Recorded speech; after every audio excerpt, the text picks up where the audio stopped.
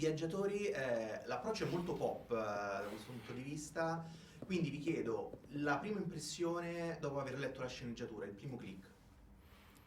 Il primo click è lo voglio fare, assolutamente. E poi ci sono riferimenti a videogiochi e film che forse lì io mi sono sentita un po' vecchia rispetto Io a... sulla parte videogiochi forse mi sono sentito sì. fuori, ma Ludovico so che è un grande cultore e sulla parte cinematografica fa dei riferimenti a quelli che per tutti sono delle icone, a Ritorno al futuro, ci sono dei pezzi che Kill Bill, cioè ci sono... Sì.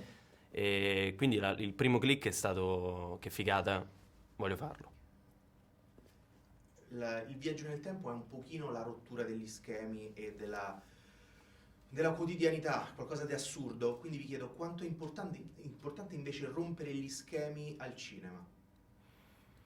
È importantissimo, quanto è importante, ora si sta parlando talmente tanto del pubblico che non va in sala, ognuno dice le cose, però cadiamo sempre in una retorica enorme secondo me. E gli attori cadono nella retorica, quando ci parli, i registi, credo che andrebbe affrontato, il discorso è molto più complesso, non so, è cambiato il pubblico? Non lo so, stiamo cambiando noi?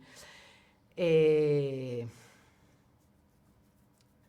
La domanda qual era? Perché io ora sto pensando ad altre cose. Qui c'è la rottura del tempo, no? Quindi qualcosa di assurdo.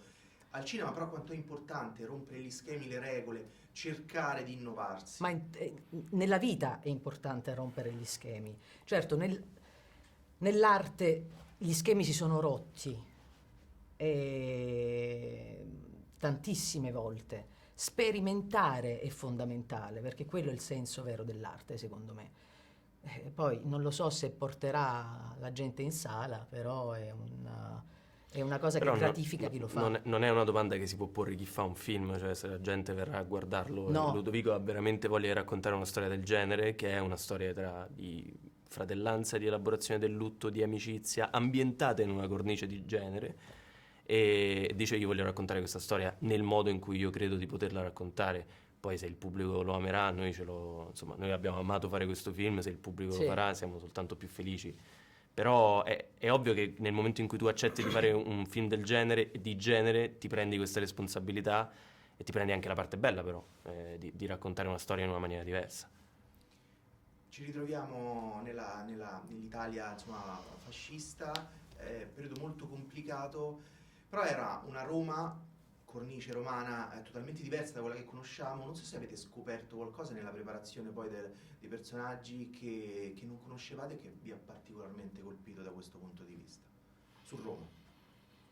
Sai che credo che ci fosse una parte di Roma che fosse ancora autentica, cioè che fosse meno esposta alla visione turistica che oramai ha tanto questa città per forza di cose. E quindi girare per quella Roma lì, con le macchine di quel tempo, il carretto di quel tempo, insomma, a me mi ha ridato un senso forse di autenticità, di una Roma che è difficile vedere per quanto tu vada a Trastevere, però inondata dai turisti. Quindi forse ti direi quello. Sì, lui ha avuto la possibilità di farlo, io in realtà non sono... Il mio personaggio non è uscito fuori, ecco, non è andato in città, però credo che avesse un'aria da paese che ovviamente le città perdono, un paesone. Ultima cosa, i viaggi nel tempo probabilmente non esistono ancora, non sappiamo se esisteranno prima o poi, però possiamo dire che il cinema è un viaggio nel tempo. Siete d'accordo? Lo è sempre. Sì. Lo è sempre.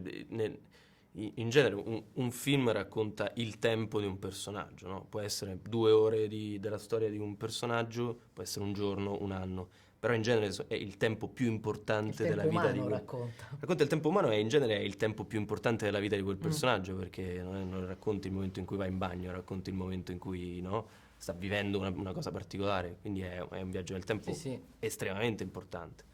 E potrebbe essere una definizione, l'hai data tu. Il cinema è un viaggio nel tempo. È un viaggio nel tempo. Grazie. Grazie a te. Grazie mille.